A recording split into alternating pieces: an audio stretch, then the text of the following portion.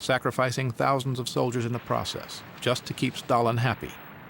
Eliminating Sikorsky may have been within his power.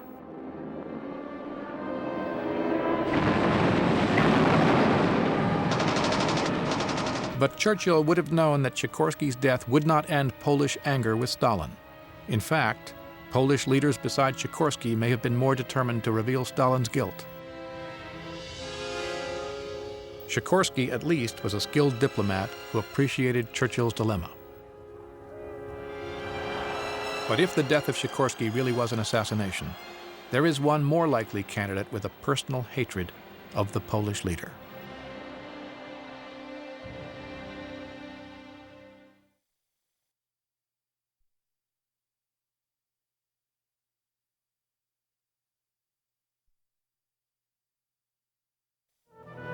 In the mysterious death of Poland's General Sikorsky, it is possible that the Soviet Union may have been the culprit.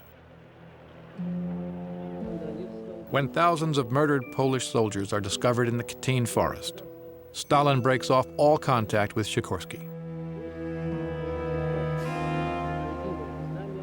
He is deeply embarrassed by the revelation of the massacre. Despite strong evidence to the contrary, Stalin insists that the Polish soldiers were killed by Nazis. In 1943, Stalin's soldiers finally halt the Nazi drive to Russia. German troops are on the run, and thousands of prisoners are taken. The Russians take their revenge on the Nazi invaders. For the first time in the war, victory is in Stalin's grasp.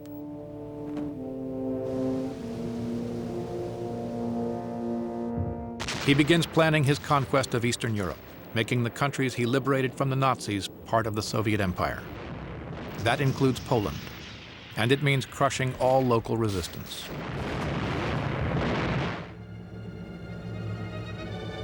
Stalin could see that Poland's General Sikorsky is determined to confront him over the Katyn crisis. Sikorsky would be a strong leader for his people in peacetime.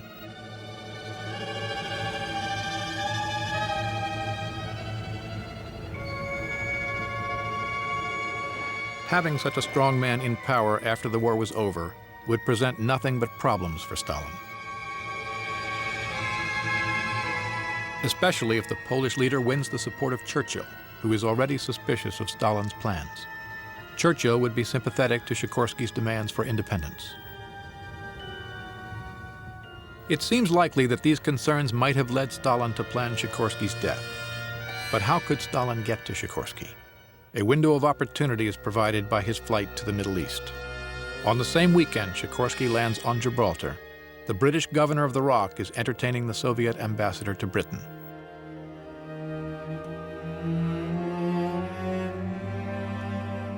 The Soviet airplane sits on the same airstrip as Sikorsky's Liberator. Despite security measures, sabotaging the controls of the aircraft is a definite possibility.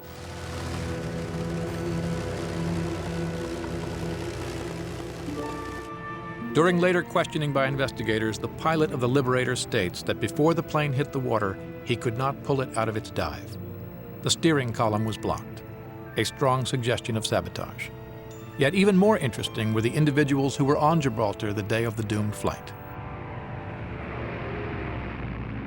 A notorious British spy named Kim Philby visits Gibraltar at the same time, apparently working for British intelligence. A decade later, Philby was unmasked as a Soviet agent. His appearance on Gibraltar just before the accident defies easy explanation. Upon further examination, another possibility arises. Did the divers sent in after the crash retrieve evidence of Russian sabotage and thus preserve the alliance? Among the divers was Lionel Crabb. 13 years later, Crabb becomes famous for disappearing while on a mission for British intelligence, beneath the hull of a Soviet warship in British waters. Did Crabb discover or hide crucial evidence?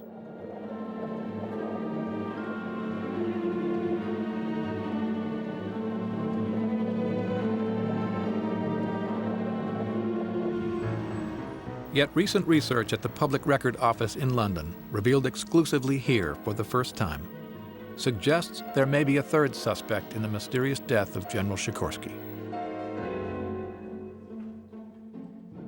A secret diplomatic report from the Minister of State in Cairo to the Foreign Office in London, dated March 31, 1943, records the opinion of Colonel Hulls, British liaison officer to General Władysław Anders.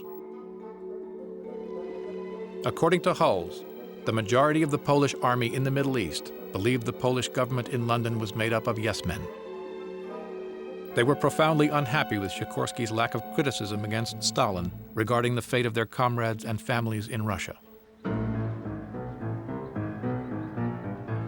This led to a plunge in Polish morale, which may have affected the soldiers' performance in future campaigns.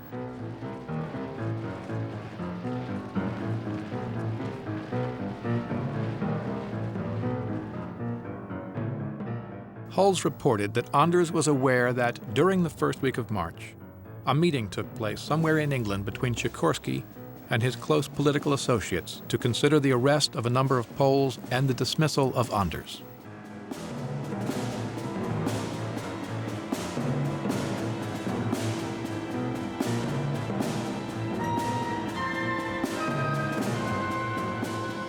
The report then takes a sinister turn. Hull states that lack of confidence in the Polish government was so great among Anders and the Polish army that every effort would be made to change the government by legal means. But if no change was made quickly, other means might be sought as a last resort. This is more than asking Sikorsky to resign. This is a threat. The mystery grows when two men board Sikorsky's plane in Cairo. They are employees of the British Secret Service, but did they also work for Anders? Was Sikorsky killed by his own people on a suicide mission?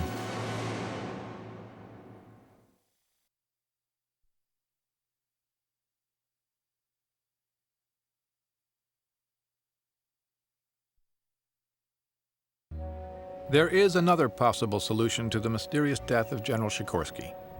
Despite many conspiracy theories, perhaps the conclusion of the official investigation is accurate. Did his airplane simply crash due to a technical failure?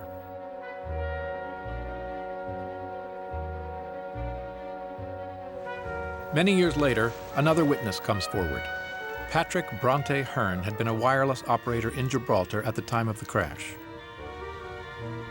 He was serving at the Royal Naval North Front Base at Gibraltar. When Sikorsky's Liberator took off, he was swimming in the sea and saw the accident.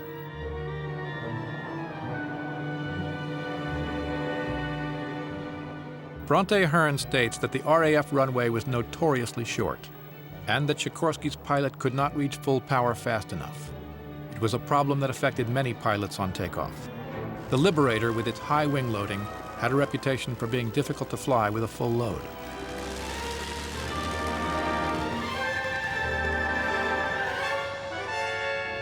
Immediately after the plane lifts off, Patrick Bronte Hearn sees it plunge and crash land on its belly in the sea.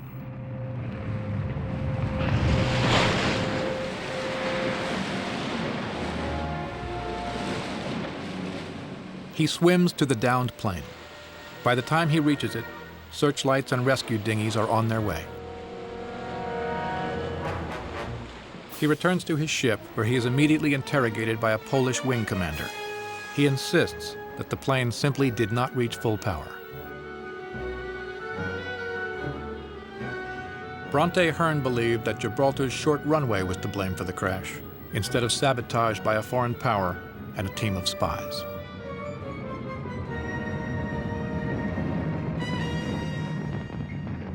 In 2001, aviation accident expert Jan Bartelski releases a book focusing on the blocked elevator control mentioned by the pilot of Sikorsky's downed plane. In addition to the passengers on board, the Liberator was also carrying a number of mail bags back to London. Several are later found on the runway. Although the main entry points of the Liberator are secured prior to takeoff, it is likely that a side hatch in the rear of the plane was left open to let air in as it sat on the runway. This side hatch could have easily been overlooked on final inspection.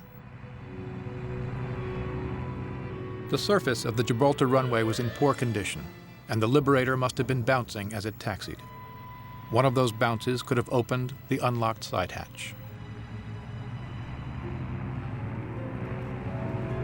As the Liberator took off, air would rush through the open nosewheel bay. This gust could have caught the half-filled mail bags and pushed them back through the aircraft. Some may have fallen out of the open side hatch.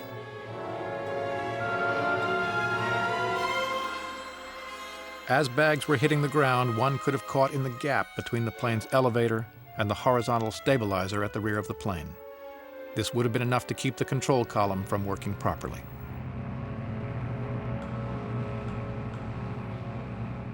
As Perchal tries to gather speed with a short dive, the malfunctioning elevator would not be able to get him out of the dive. Seconds later, the plane crashes.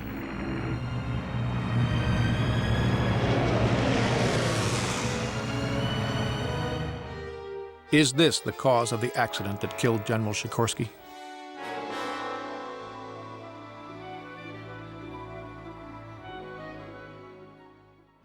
The general is buried in a military cemetery at Newark-on-Trent in England. Churchill comes to pay his final respects to his ally. It is a worthy farewell to a brave Polish leader who was trying to balance the difficult and conflicting demands of his political position.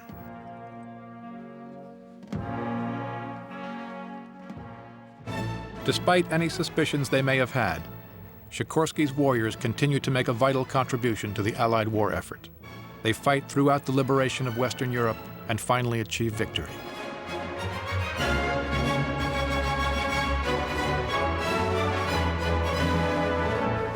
But at the end of the war, they face a dilemma. For Stalin insists on installing a pro-Soviet government in Poland and stationing troops there. More than half of the men Sikorsky led choose to return to their country. For most, it is a disaster. The communist grip on Poland tightens during the Cold War. They are arrested, deported to the Soviet Union, or murdered. For more than 50 years, the communist government of Poland tries to ignore the achievements of General Sikorsky and his Free Poles. They have no interest in revisiting the question of how the Free Polish government's most charismatic leader died. Yet despite official silence, speculation in the West continues. The mystery is played out in history journals, the British court system, and even German plays. But there is never another official investigation. And even after the collapse of the Soviet Union, no evidence surfaces to conclusively prove that Stalin, the most likely suspect if Sikorsky's death was not accidental, was involved.